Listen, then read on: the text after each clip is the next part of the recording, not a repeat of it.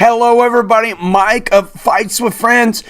Tomorrow, spend New Year's Eve with Fights with Friends from 7 p.m.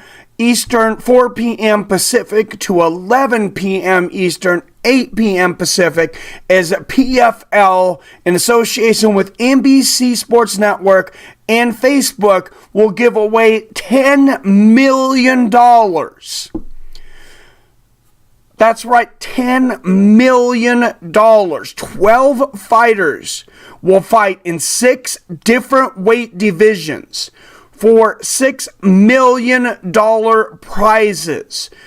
The runner-up of each event will get $200,000. So everybody gets a great payday, regardless of what happens. This is the app's first PFL Finals. We followed this through the regular season, through the playoffs. This is really the first version of a season and playoffs and championships that MMA has had in this kind of a format. Let's break down the matchups one by one before tomorrow's event. Let's start out this $10 million night at welterweight. Ray Cooper III, the number 1 seed at welterweight, largely unknown to the MMA community before this tournament, takes on number 3 seed Magomed Karamov. Let's take a look at how each of these athletes got to this position. Ray Cooper III would take on Jake Shields in the first matchup. When Ray Cooper was a small child, he walked the cage while his father took on Jake Shields. In something out of a mixed martial arts movie, he would have to beat the man that bloodied his father in front of him as a young child. Ray Cooper would take him out viciously in the second round by knockout. Then he would have to face the tough Russian, Pavlo Kush, at welterweight. Dangerous on the feet, dangerous on the ground. Ray Cooper III, again, violent stoppage. That would take him on to the playoffs, where he would once again have to face the man Jake Shields, the number 8 seed, as he was the number 1 seed. Was it a fluke, or would he get the victory over the UFC veteran? And he gets it.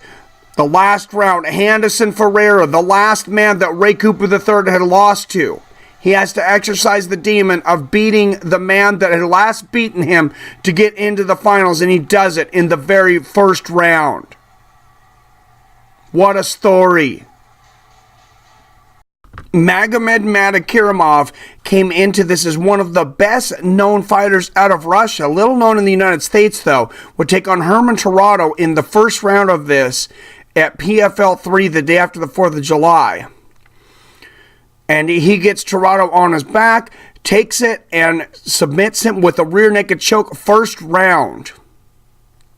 Going into the second round, he would take on the tough Bojan Vlahovic at PFL 6, gets the unanimous decision into the playoffs, where he would face Pavlo Kush, a guy that was upset about losing to Ray Cooper and one of the top-seeded guys coming into this. A person a lot of guys picked to win that tournament. Magomed Karamov takes him out by unanimous decision. Then he would take on Bojan Vlahovic again. Both of them would make it to the semifinals. This time, Magomed would punish him in an incredible beating here. Knocks him out, takes him out in the second round. He is your second finalist at welterweight. The $1 million heavyweight match. Number 3, Felipe Lins takes on number 8, Cinderella story, the cuddly bear, Josh Copeland. Let's take a look at how Felipe Lins got here first. In his first match with PFL, he would take on Alex Nicholson. Alex the Spartan Nicholson, coming off a big victory in his last match against a former UFC champion,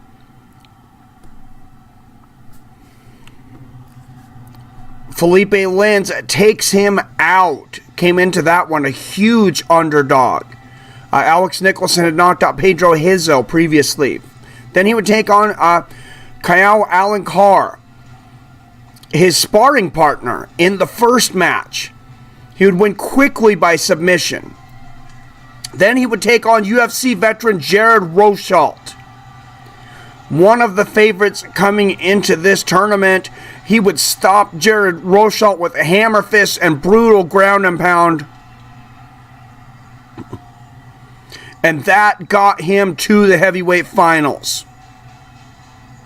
The 8th seed, the Cuddly Bear, would take on hard-hitting Jack May in his first match, June 7th at PFL 1, where he would be hurt by that kick to the stomach and the brutality of Jack May, knocked out in the first round. He would come back and fight Sean Jordan, UFC veteran, at PFL 4 and win the unanimous decision.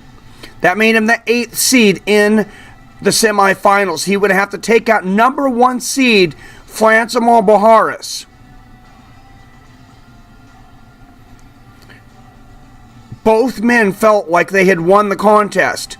Josh Copeland would go on through the first round. Then in the semifinals, he would have to take on Alex the Spartan Nicholson. And he would come back and flatline Alex Nicholson. There is your other heavyweight finalist, Josh Copeland, the Cuddly Bear. First round TKO. At light heavyweight, 2 longtime veterans of the sport, Vinny Magalhães takes on Sean O'Connell in the finals. 18-9 versus 20-10. These guys have been around for a very long time, spent a considerable amount of time in respectable organizations. First, let's go through how Sean O'Connell finds himself in the finals. Sean O'Connell, one of the more familiar names to MMA fans coming into this tournament, faces a tough Ronnie Marks in the very first fight at PFL 2.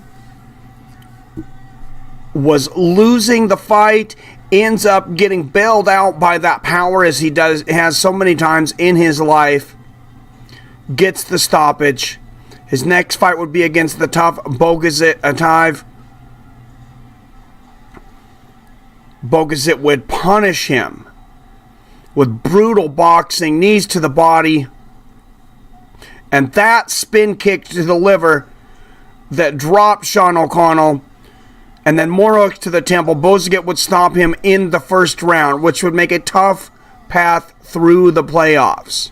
He would take on top-seeded Dan Spone in Long Beach, California. He would be battered again at times throughout this fight. Again, finds that power to come back in the second half of the fight and win by decision. Then he would find himself in the semifinals against submission specialist Smilano Reno.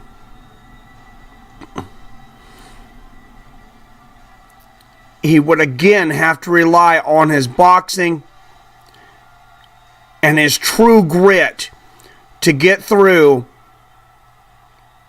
and stop Smilano Reno, Sean O'Connell, into the heavyweight finals for $1 million. To have any chance of getting his hand on that $1 million, Sean O'Connell's going to have to pull off the biggest upset of his career, though, against Vinny Magalhães, the top seed. Here's Magalhães in his first fight of the PFL season against Brandon Halsey. He easily takes him down and submits him with a rear naked choke. Vinny Magalhães, a former UFC veteran, many considered him to be one of the most underachieving light heavyweights in UFC history. Here against Brandon Halsey, he would land several big shots. Halsey would go for takedowns. Eventually, Magalhães would get his back. He's added striking to the game. This is an evolved fighter, and he would stop Brandon Halsey by first round knockout. Heading into the semifinals, though, he would be a marked man. He would face Rakeem Cleveland first in the quarterfinals. Pull guard from standing. And pull off a Kimura victory. That was his third first round stoppage of the tournament. In the semifinals, though, he would take on the tough Bozaget Ataev. Again, he would pull guard from standing several times, eventually getting Bozaget down, and again pulling off the rare Kimura. Vinny Magal has Sean O'Connell in the light heavyweight finals. In the deepest division of all of combat sports, 155 pounds, Nathan Schultz, number 1 seed, takes on number 7 seed, Rashid Magomedov. Let's take a look first at how Rashid got here. The 7th seed, Rashid Magomedov, would enter PFL after the first fight. So second fight of the regular season against tough Luis Firmino, who had already gotten a victory earlier. He landed some great ground and pound. They went back and forth on their feet. Magomedov getting the best of it, though, in the striking and the grappling. Pulls off a decision victory to barely squeak by into the playoffs. That would not make it easy for him. He would face Bellator champion and former UFC veteran Will Brooks in the quarterfinals. Although Will Brooks would be a formidable opponent, Magomed would again pull off the decision win. There he would face UFC veteran Thiago Tavares in the semifinals for the match to go to $1 million. He faces one of the very toughest men in this tournament. Gets Tavares down for the ground and pound, and just too much. Rashid Magomedov into the finals. Nathan Schultz would have one of the most impressive runs in the entire PFL tournament, though, against Chris Wade here at PFL 2.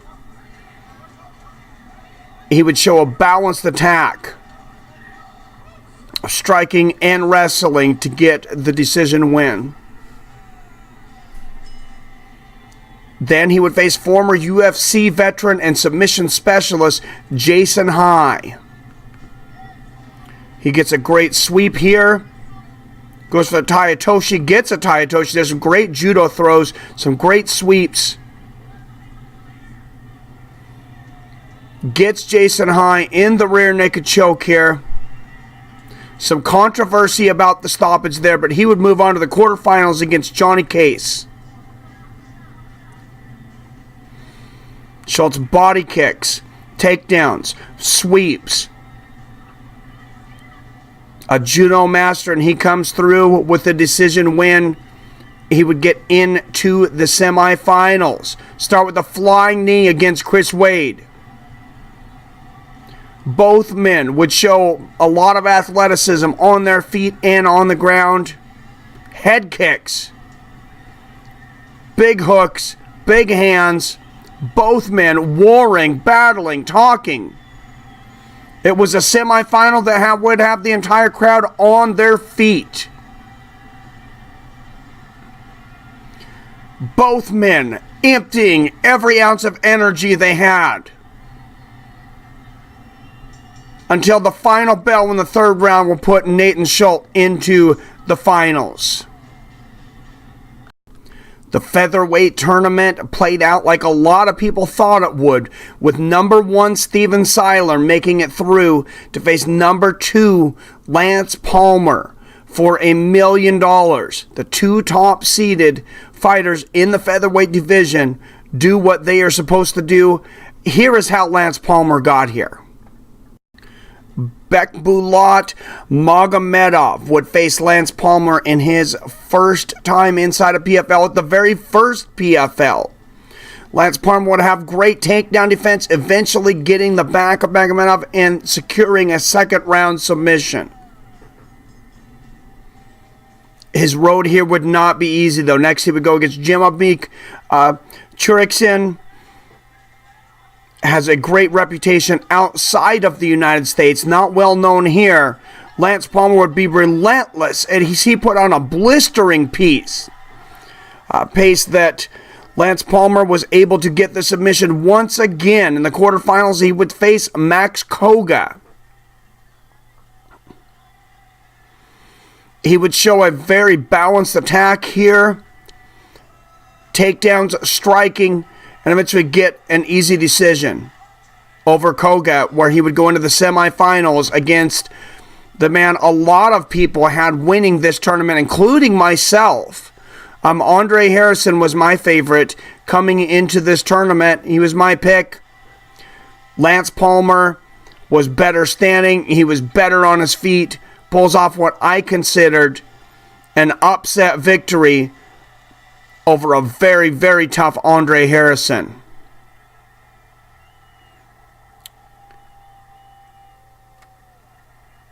Lance Palmer for $1 million tomorrow night. Steven Siler would take on Magomed Ismarov in his very first fight at PFL 1. Great hammer fist, great transitioning, and you're going to see some great submission skills right here. But Steven Siler would not go on to the finals without some controversy. We'll see that a little later on here. His second fight against Alexander Almeida. He lands a huge right hook, sinks on a very deep guillotine at PFL 4, and he's able to stop Almeida, who was out. Nazareno Malagari would be his match in the quarterfinals. He would land bombs. Both men would land great shots on their feet. Siler's body kicks were largely the story of the decision behind this, and he would go on to the finals again against Alexander Almeida, a man determined to get revenge. Both men would have great moments with huge uppercuts by Almeida, almost stopping Siler at times, and then the controversy, the up kick by Almeida causes a disqualification. Steven Siler goes in by disqualification.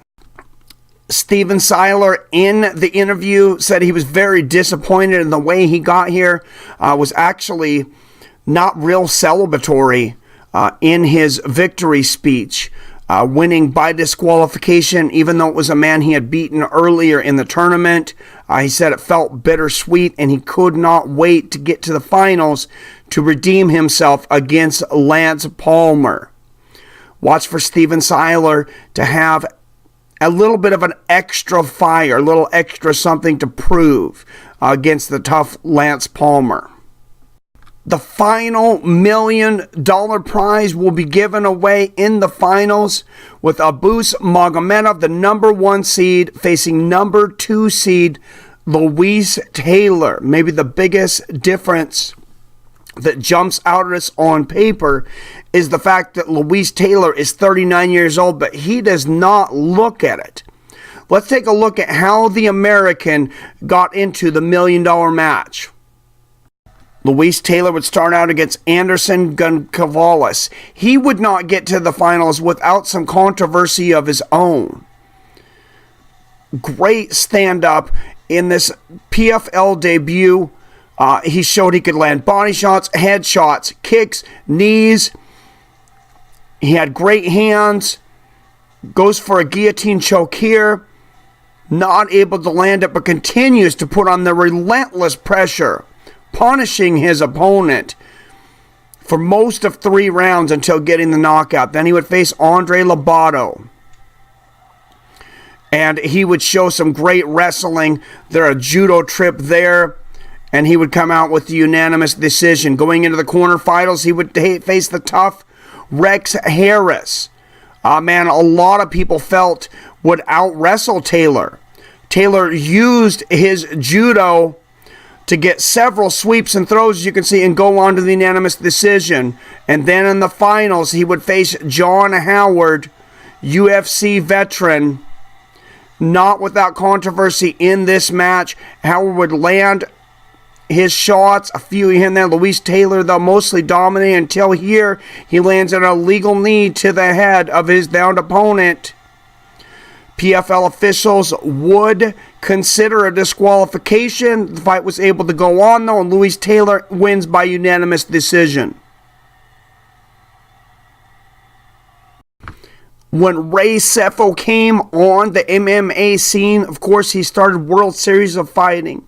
which put on a lot of great fights over the years.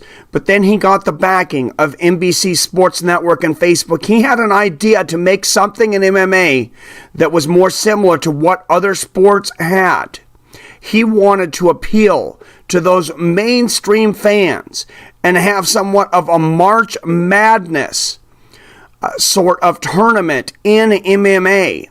March Madness, of course, one of the most popular times of the year in sports. I believe this PFL tournament could become one of the most popular times, at least in combat sports during the year. What a night we have. There's never been anything like this, where an entire organization, 6 weight classes, there will be 6 championship fights, all 5-round fights, all men that had to make it through an entire tournament, and every single one of them will have a chance to walk away with a championship belt around their waist and $1 million richer. The runner-up, not shabby at $200,000. Like I said, Ray Cooper III versus Magomed Kirimov. Felipe Lins versus Josh Copeland, Vinny Magalhaes versus Sean O'Connell, Nathan Schultz versus Rashid Magomedov, Steven Seiler versus Lance Palmer, and Abus Magomedov versus Luis Taylor. What an incredible card. I can't think of a better way to spend my New Year's Eve evening. And we won't have to wait till midnight. Like I said, 7 to 11 Eastern. For those of us on the West Coast, we get a little bit earlier. It's a 4 thing. Go from 4 p.m. to 8 p.m. You can still get in your New Year's Eve festivities. Or if you're on the East Coast, you can hang around and drop the ball with us on Fights of Friends, and we can bring in the New Year's together. Guys, we've been watching this since the beginning of the season. If you've been following me through these, and this is something different. I'm not going to say it's something better, but it's something different. It's exciting. It's brought us new stars like Ray Cooper III. Beautiful Cinderella stories like Josh Copeland. Redemption stories like Vinny Magalhaes. Controversy in the match with Nathan Schultz. And through Steven Seiler. Absolute athleticism from Lance Palmer. And again, controversy in a match where Lewis Taylor landed a knee to the head of a down opponent that was able to go on. This season has had everything, including buzzer beaters. This is here to stay. Ray Seffa was already on MMA Junkie talking about the next season of this. They're going to have some of the same fighters back, but they're going to be able to recruit a lot more when the entire MMA world will have their eyes on PFL and the $1 million prize. On NBC Sports Network, you can watch it there live, or you can just watch our Verbal Fight Companion. We'll be doing the play-by-play here. We'll be having our final night of MMA trivia before I drop the trophy on the champion. And I'm just so excited. I'm absolutely incredibly excited. I want to know what you guys think. Are you looking forward to this as much as I am? Are you going to be able to join us on New Year's Eve? Like I said, we'll be done by 8 p.m. if you're here on the West Coast. Some of those of you on the East Coast, I understand you may have some plans. I hope you drop in at the beginning. I want to have trivia questions available at the very beginning. I will start streaming by 4 p.m. Pacific. That way, if you're not able to stick around for the whole thing, I understand people have things to do on New Year's Eve. We'll try to get those trivia questions out of the way. But what an evening of stars, and stars that PFL has either built or rebuilt. I cannot wait. Let me know your comments, what you think about this down below. Make sure and hit that like button. If you're new here, make sure and subscribe and ring that bell so you're notified whenever I post a new video or go live. Until next time, as always, I love you, I respect you, and I'll see your fine asses soon.